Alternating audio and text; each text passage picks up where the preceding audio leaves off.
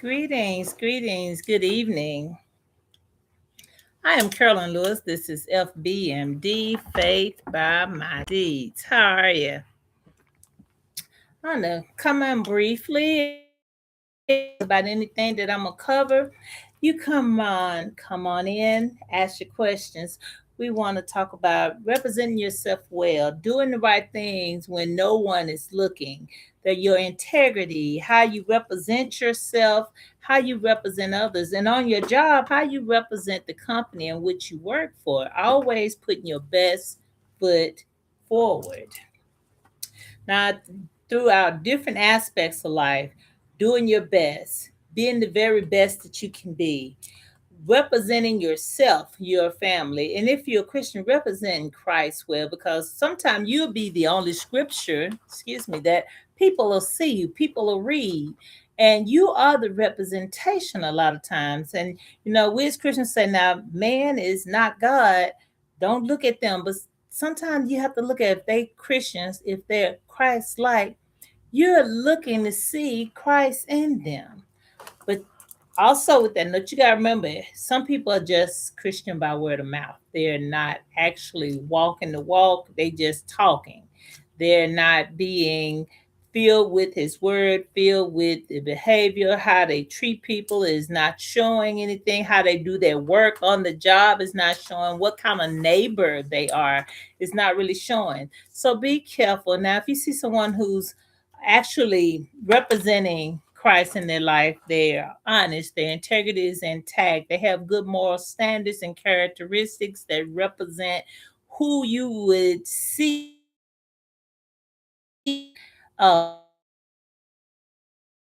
represent their parents, represent own training and the upbringing that they're receiving. So, how does that child operate and behave? How does that husband or that wife operate when they're not with that spouse? Are you representing your family well? Are you embarrassing your spouse by how much flirtation you're doing or how much you are lacking on the job? Because, wives like to brag when their husband is well well known on the job. They're working, but what are they well known for? I'm sorry, I'm trying to reach my shoe. What are you well known for?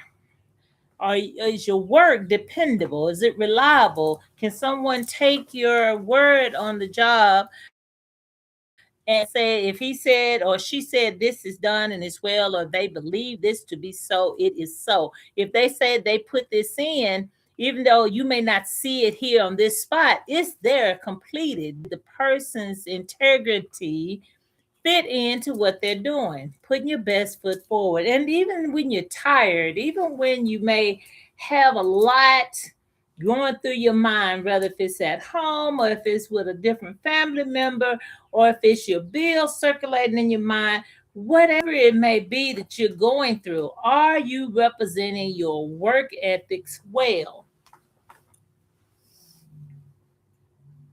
Okay. What are you doing to show that you are a trustworthy individual on the job, in your community, within the church settings? Who are you when people are looking? Who are you when people are not looking? What do people say about your complete product once you had a chance to surrender it to whoever or submit it to whoever you were submitting it to? Can your spouse say that you are a trustworthy individual, that you're dependable, that they can feel safe in your decision making, safe in your presence? Or is your family walking on eggshells at home? Are you running your family with an iron fist, or think being the leader means you're yelling and making all the demands and making all the decisions, and that you think because someone moving when you said move, even if it's reluctantly, that you are a good leader, then you're not a good leader. Your spouse, and I'm gonna say your wives and children should not fear you to the point that they're afraid that you're gonna cause them bodily harm, or that you're going to try to replace them, or not come home, or not do whatever it is that would make the situation unsafe for them. They should feel very confident that what you're doing, what you're saying, and the decisions that you're making is beneficial and is helpful for the family, that you thought of them before you made the decision. You didn't just go out and you saw an expensive high price ticket item and say, I want it regardless if I can go and provide for the utilities, the food, the school trips, the clothing, the family gatherings and trips, or insurance or what. I just want to get this. And then you put a strain on the family. Then you're yelling at your spouse, get a job, here, pay a bill. Let's go 50-50, guys. That is not a level of bragging rights to say, my girl goes 50-50. And ladies, I know you've become accustomed to paying some bills, but and yes, in today's time, things are expensive, but are you living outside of your means? Again, that's another area to put your best foot forward. Are you outside of your means? Are you just haphazardly letting money hit this hand, hit that hand, and bounce on, bounce, bounce, gone? What are you doing? As a wife, you should also be looking for ways to keep money within the home, making the home serene and taking care of, making sure that it has everything it needs in it, excuse me, to make things run smoothly. It is a team effort, not an iron fist and then whatever back and forth, because the two can't come together and clasp hands and work if you're both balled up and not working together. You must open up and work together. And even if you're washing your hands, it can't be balled up washing your hands. You must open so that you can take care of one another. And then you have the offsprings to take care of as well. And if you haven't started with children, say you're newly married, take that year, take 2 years, get to know each other, learn what makes this perfect person happy, sad, upset. If you have one that think, I don't like to call them an overthinker, because you have some people who really process what's going on before they do it or before things happen. So if you have this person who can see and add, 1 plus 1 is 2. If this happened, that happened, then this, and if that together, then this go here. If you with that kind of person, do things on the front end to keep their mind from being in overload. And when their mind is in overload, you're stressing them. You're causing weight gain, hair loss, and sleepless nights, tearful days, lack of competence on the job. You're causing them to fall short in other areas due to the stress that you're adding to them, and you're causing them to not have the confidence in you that your spouse should have.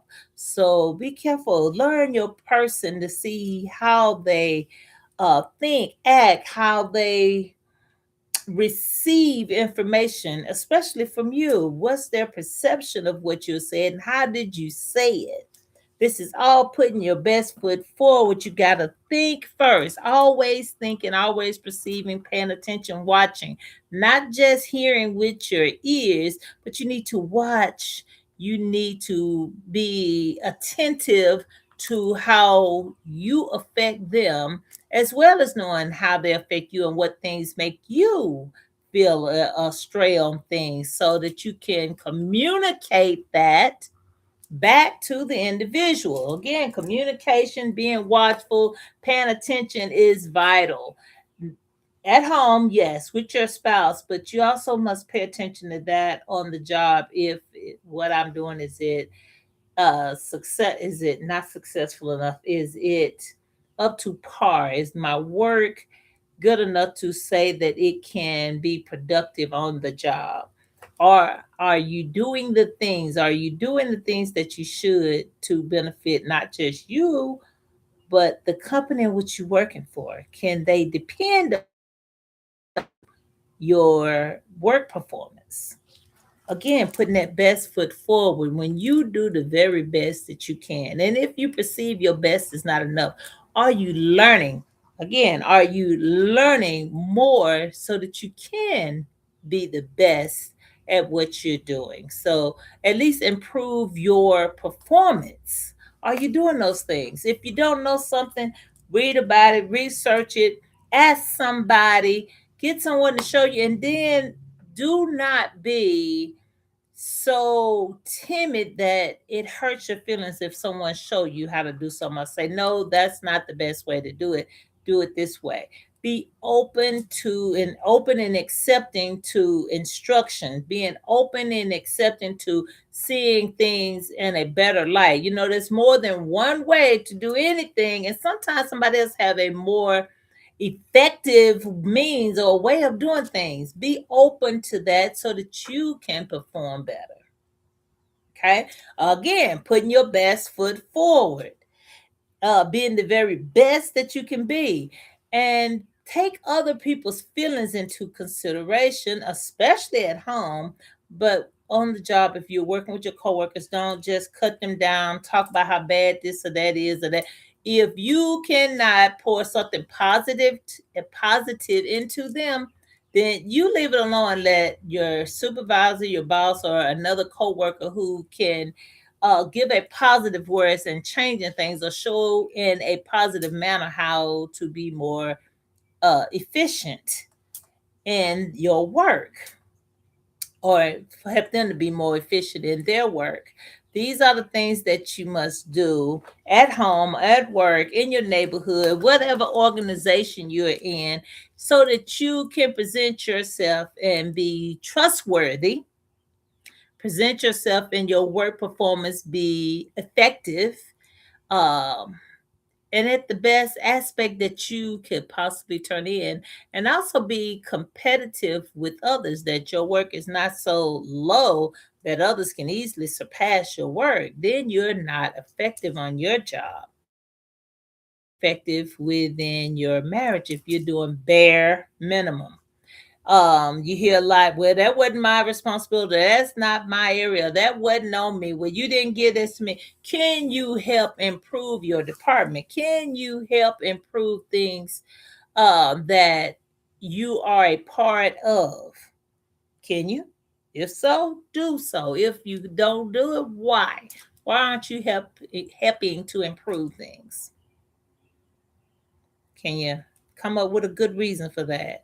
I doubt it without it being something selfish. I just didn't want to. I was just going to do this because that's what I was assigned to. Sometimes you need to extend yourself further to make the department that you're in more productive, more efficient, and more likely to get the raises or benefits and bonuses that you desire. Now, going back to the husband and wife scenario, being the best you can be also means being faithful and loyal to that person. I know those are things that's hard to find nowadays. It's people who either understand how to remain faithful, to stay loyal, and to keep themselves out of, or to remove themselves out of situations that can cause that temptation.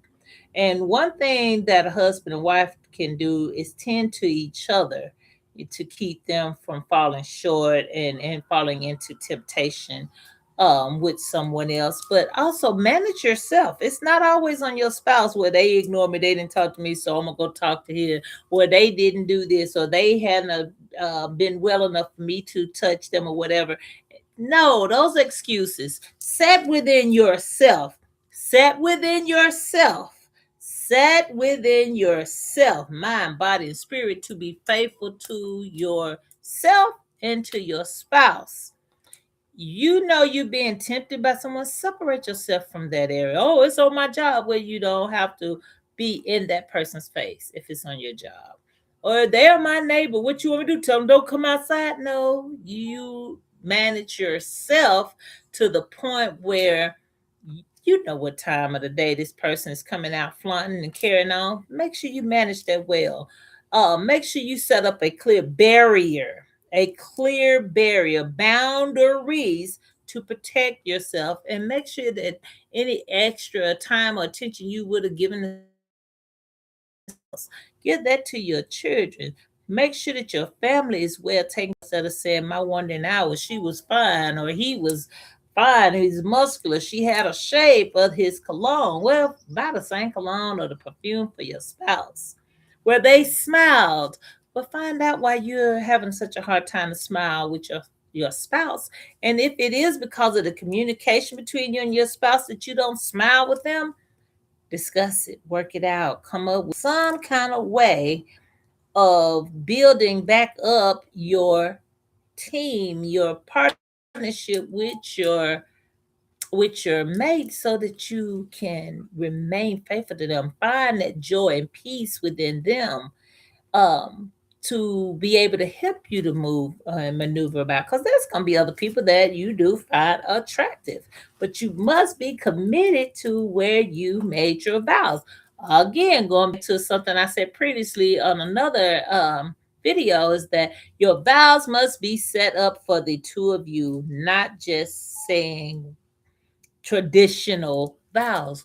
What are you vowing? So that you had time to think about what you're saying, forsaking all others. Now, what do that mean to you? What does that mean to your mate? Break it down in this forsaking all others. So that you have that vow that you vowed, that promise that you made, that commitment that you are making, that you will make over and over again each day as you go throughout life, making that same commitment. Remove obstacles out of your way so that you can be the spouse that your spouse needs you to be. Be there for one another. Okay.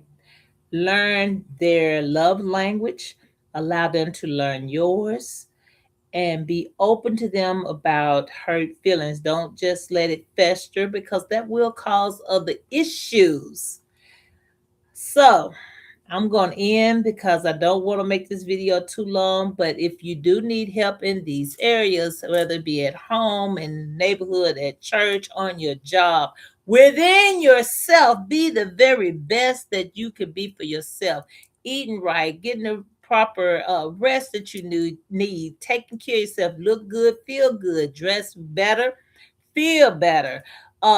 Being honest with yourself. If you're going in and your job has gotten to the point it's making you sick, you get headaches or stomach aches, you get sick at the thought of going to work, then that's not the job for you. What else can you do? What other skills do you have? Being the very best you can be, it's hard to do when you can't stand your job.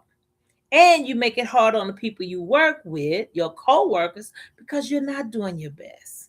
So if you're in a job that's either too much for you, or you're in a job you just do not like, look inside yourself. Be honest. What is it that comes natural to you? What is it that gives you joy to do? What is it that you want to do to trade your time for money for, that you can be happy with at the end of the day? That's another, giving yourself the best, being the very best you can be. Do not keep going to a job that makes you physically sick to go to this job, because you're not going to do well. And that can cause sickness and disease within your body. The festering of the stress and the headaches and the cortisol that you're allowing to set up and build up and build up. You need another outlet. You need something else to do. Change the direction in which you're going. That's again being the best that you can be, putting your best foot forward. Going to a job that feels like you're being punished every day and you don't like it. My head hurt, my eyes hurt, my feet hurt, my back hurt, my stomach hurt. I don't want to be here. I'm angry because I'm here. That's not for you. Get out of there before it really set up and festers sickness within your body. All right. I'm going to end there. If you need to reach me to work out or discuss things further, you can reach me at faithbymydeeds@yahoo.com. You can reach me at, oh my goodness, Facebook, of course, and here on YouTube, TikTok, Instagram. You can reach me on all those. And I'm trying to think of my number real quick. It's been a day and a half. And I'm going to end this. 980-352-0582. Again, that's 980-352-0582, or email me. Again, spelled out Faith by My Deeds at yahoo.com. FBMD on Facebook and Instagram, TikTok, either one of those. I am Carolyn Lewis. This is FBMD, Faith by My Deeds. Take care of yourself and do your very best. All right.